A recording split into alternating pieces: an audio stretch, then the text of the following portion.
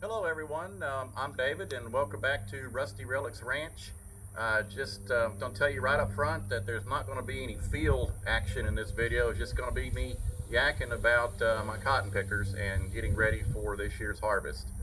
With that being said, I've got three machines that I'm going to pick with this year and do a video tomorrow on that. And we're going to start here with my one row machine. This is a 1956 model 14A picker on a 1951 Super C. So we'll just let me take you around it and tell you a little bit about some of the stuff I've had to do. I picked this thing up last year and have been working on it for months off and on, and as best as I can tell or guess is that I don't think it's picked cotton in probably over 50 years. And it hadn't run for, I couldn't even tell you, many years. So it took quite a bit to get it to the point where I believe it'll pick cotton. So just to tell you a little bit about the machine. It's got show you I'm going the wrong way, but it's got 14 bars on the front spool and 14 bars on the rear spool. This is a low drum. So we've got 14 spindles tall, 14 bars between two spools. So you're looking at 392 spindles total for this machine.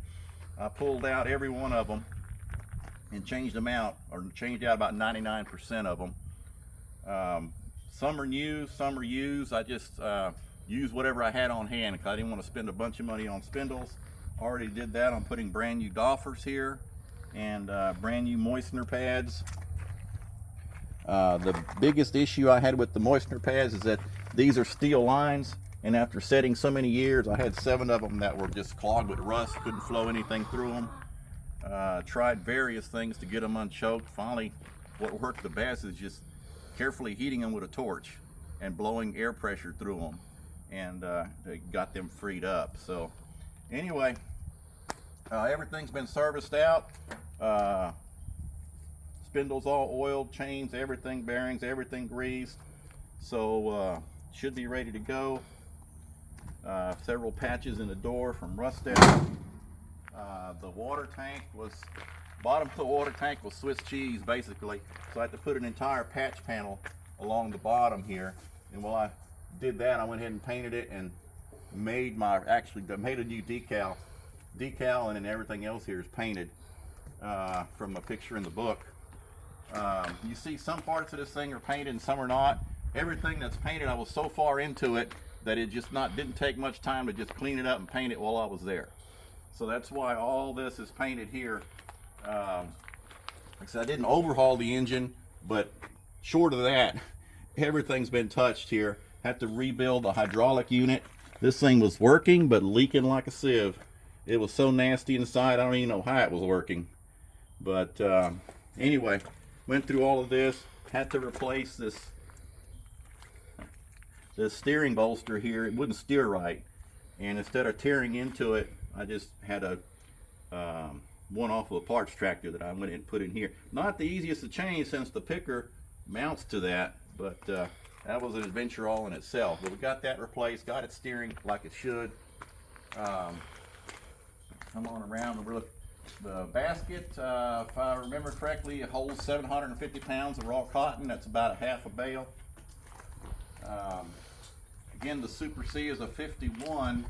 The picker is a 56, and the only way I really know it's a 56, or best as I can tell, this thing ran on propane. So there's a big propane tank sitting right here, and the date stamping on the propane tank tag was 1956, and which kind of makes sense because the operator's manual shows this picker setting on a 200, which is right in that 55, 56 time frame.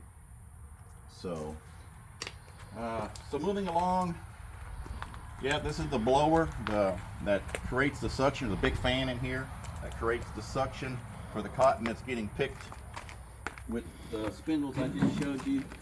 And the doffer will take the cotton off of the spindles, throw it into here, and then the air suction will suck it up through these pipes and into the basket.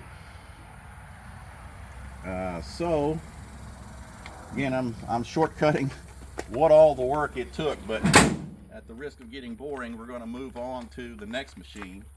So this here is my 416 low drum, also 14 spindles high, 14 bars on the front spool, only 12 on the back spool, so that's a change from the one row. This is basically the machine that, not the machine, but a machine similar to this that I grew up on. I spent all of my cotton picking years on one like this, except it was a 422 high drum. But so anyway, I picked this up last year or earlier this year. Anyway, this machine last picked cotton in 2021. So I didn't do a whole lot to this. I did change the moistener pads. I did change the moistener pads on the moistener column. The doffers are pretty good. The spindles are pretty decent. They're not new, but they should pick. Again, everything's been all serviced out, bars oiled, several dry bars I had to take care of. But yeah, it's pretty much see it as I got it. I changed all the fluids, all your normal routine maintenance and everything. So, and we'll see how she does. So since she just picked 3 years ago, I'm not expecting a lot of issues, but you never know. So this machine here was the 416 low drum and the 422 high drum was produced from 1964 to 1969. And I believe this to be a 1965 model. It's only 100 serial numbers off from my dad's 422. So if the low drums and high drums follow the same serial number sequencing, it's got to be a 65. Okay. So moving right along, last but not least, my 782 Series 2. International came out with the 782 Series 1 in 1978, I believe. 78 to 80, and then they went to the Series 2. Several upgrades, one being the bigger engine. It went from a 310 diesel to a 358 diesel, which this has, and IH produced it in the Series 2 from 81 to 84 to the merger, and then after that it continued on under the Case IH brand, 85, 86, and I believe very early 87. I believe this is an 86 model, maybe a late 86 model, but this came from my brother-in-law's father, and it was destined for the scrap yard. He was cleaning out his barn and it was obsolete, and I took a look at it and I just said, it just looks too nice to just cut it up for scrap. So I brought it home, actually drained out the old nasty diesel. This one hadn't run since 2008.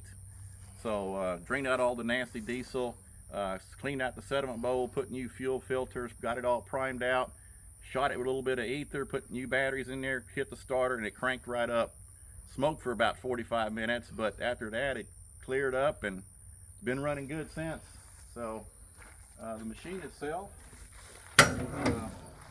pretty good shape, and it's a very smooth running machine. Once you get this thing wound up, it runs really smooth, sounds good, and doffers are good, spindles are good, all the bars have been greased, which is mentioned that the lubrication system is different on these than the older pickers like the other two I just showed you operate on a flush oil type system. So you have oil tanks up here that will send oil down through these bars at least once a day, every 10 hours.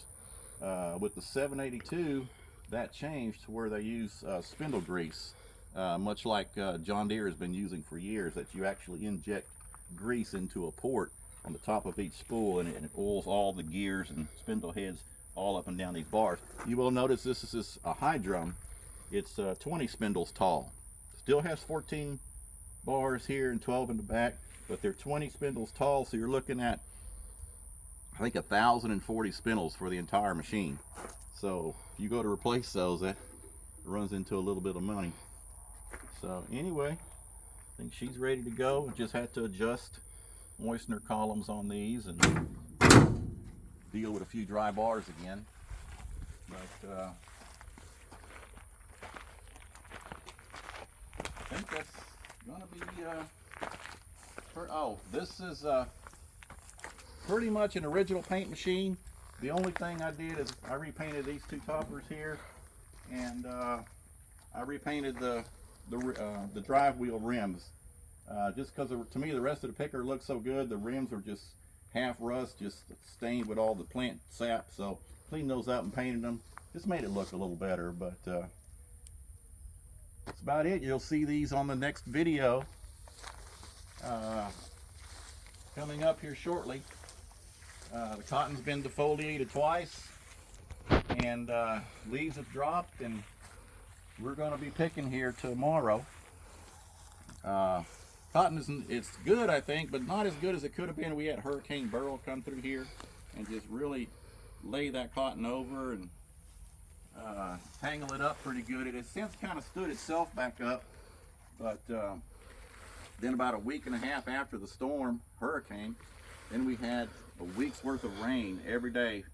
Rained about 4 inches in total and hard locked a lot of the cotton, and so it's not as nice as I would like to see it, but it's still good. So we're going to see how these machines do, and stay tuned for the next video.